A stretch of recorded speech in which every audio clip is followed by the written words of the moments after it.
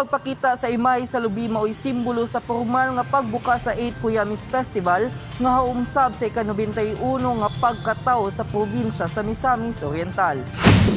Dungan sa virtual flag raising ceremony sa adlaw nga Lunes, Enero 4, 2021, gipangunahan ang prestihiyosong selebrasyon sa lalawigan sa mismong amahan ug utok luyo sa katukuran sa Cuyamis nga mao si Governor Bambi Imano.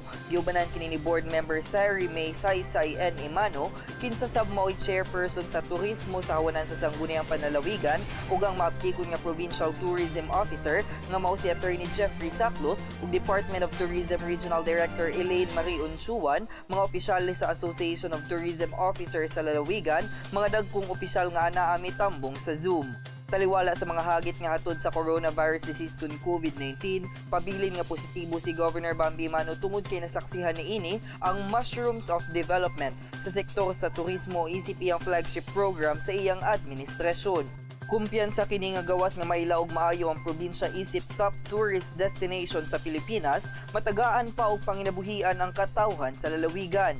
Sa iyang bahin ni Attorney Jeffrey Saclot, iaghat niini ang katawhan ug mga kawani sa Kapitolyo Provincial nga iselebrar ang Cuyamis Festival pinaagi sa paglantaw sa kalihukan sa virtual. Mugamit og hashtag nga 8Cuyamis Festival ug i-post kini sa ilang social media accounts.